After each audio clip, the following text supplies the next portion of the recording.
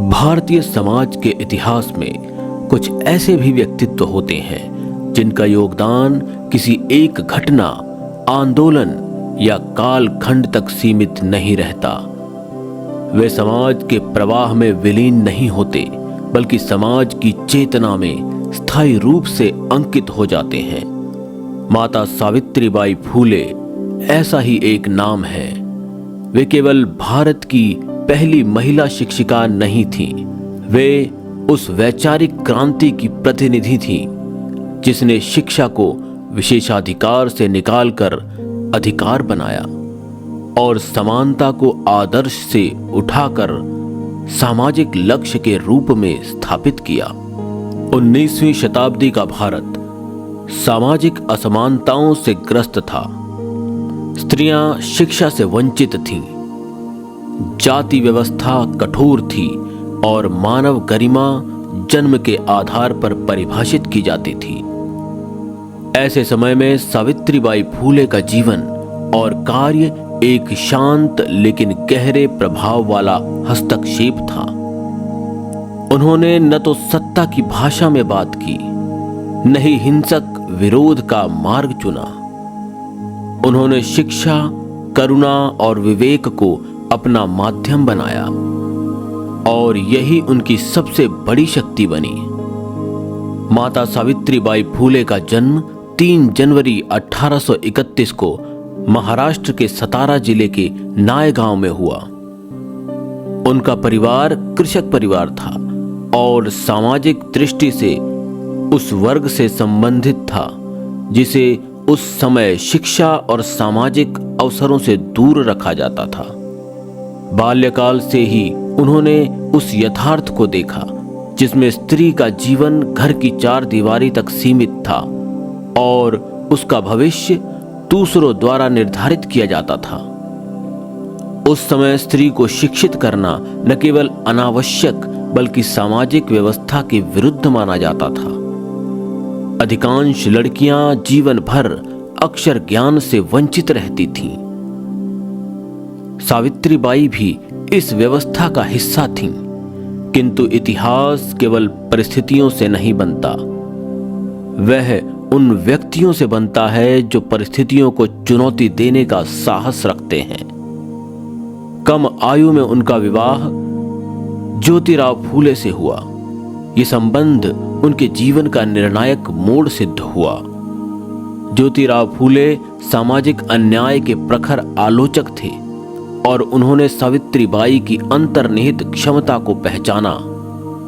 उन्होंने ये समझा कि सामाजिक परिवर्तन की शुरुआत घर से होनी चाहिए। इसी विश्वास के साथ उन्होंने सावित्रीबाई को शिक्षा की ओर प्रेरित किया। जब सावित्रीबाई ने अक्षरों को पहचानना शुरू किया, तब यह केवल व्यक्तिगत प्रगति नहीं थी, यह एक सामाजिक सीमा का अतिक्रमण था। उस युग में एक स्त्री का पढ़ना समाज की स्थापित धारणाओं के लिए चुनौती था। उन्होंने प्रशिक्षण लेकर शिक्षिका बनने का निर्णय लिया, एक ऐसा निर्णय जो साहस और दूरदृष्टि दोनों की मांग करता था। सावित्रीबाई ने यह स्पष्ट रूप से समझ लिया था कि शिक्षा केवल ज्ञान अर्जन का माध्यम नहीं है, बल्कि यह आत्मसम्मान और स्वतंत्रता की नींव है। उन्होंने शिक्षा को सामाजिक उत्तरदायित्व के रूप में देखा। उनके लिए पढ़ाना केवल पेशा नहीं था, यह सामाजिक परिवर्तन का साधन था। 1848 में पुणे के भिड़ेवाड़ा में कन्या विद्यालय की स्थापना भारतीय समाज के इतिहास में एक मील का पत्थर थी। इस विद्यालय में सावित्रीबाई फूले की भूमिका केवल शिक्षिका की नहीं थी, वे उस विचार की प्रतिनिधि थीं जो स्त्री को बौद्धिक और नैतिक रूप से सक्षम मानता था।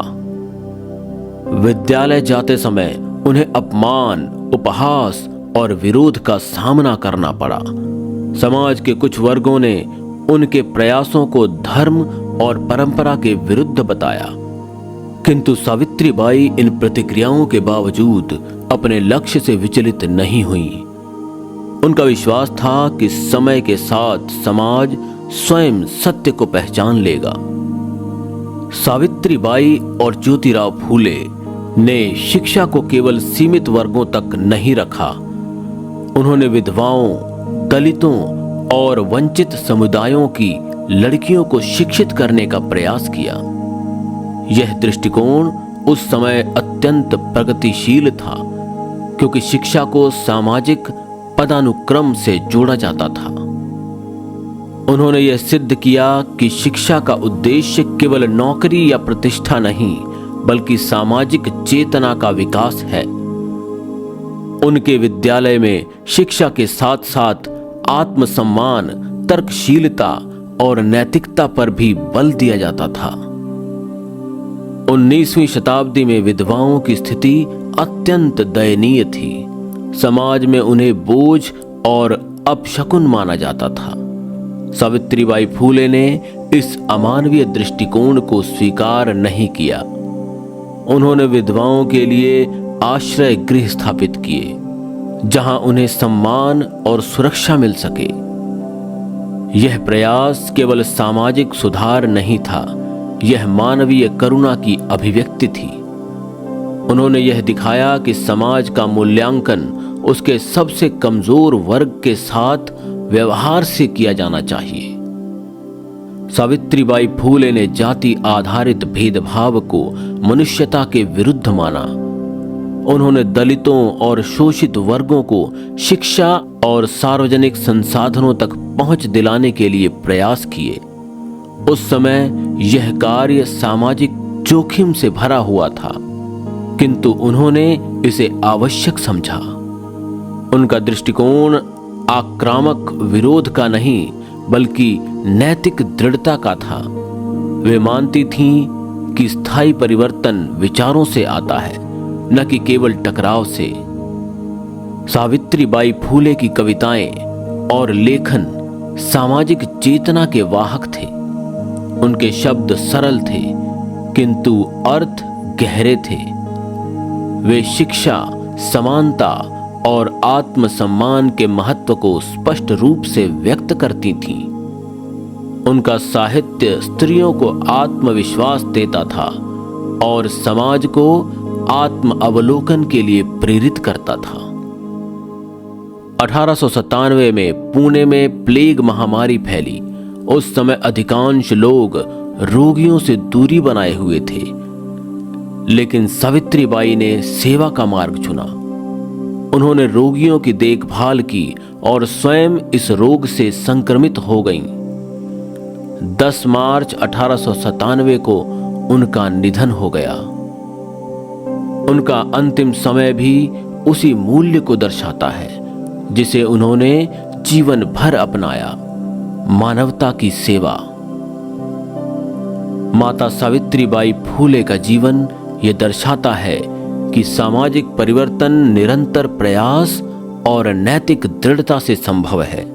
उन्होंने शिक्षा को सामाजिक न्याय का आधार बनाया। आज जब हम स्त्री शिक्षा और समान अधिकार की बात करते हैं, तो उनके योगदान को स्मरण करना आवश्यक है। माता सावित्रीबाई फूले केवल इतिहास की एक स्मृति नहीं है, वे एक विचार हैं, एक ऐसा विचार जो आज भी मार्गदर्शन करता है। उनका जीवन हमें यह सिखाता है कि परिवर्तन शोर से नहीं, बल्कि स्पष्ट दृष्टि और सतत कर्म से आता है। उनकी विरासत हमें ये प्रश्न पूछने के लिए प्रेरित करती है कि क्या हमने शिक्षा को सचमुच समान बनाया है? क्या समाज आज भी उन मूल्यों को अपनाने के लिए तैयार है जिनकी उन्होंने कल्पना की थी? जब तक ये प्रश्न जीवित हैं, तब तक सावित्रीबाई फूले का विचार भी जीवित रहेगा। दोस्तों, यदि ये वीडियो आपको अच्छा लगा हो तो इसे लाइक व शेयर करना ना भूलें, और यदि आपने इस चैनल को अभी तक सब्सक्राइब नहीं किया है तो इसे जल्द से जल्द सब्सक्राइब करें।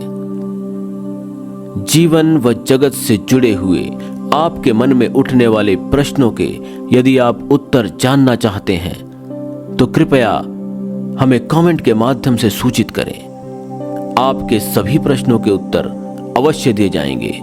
धन्यवाद।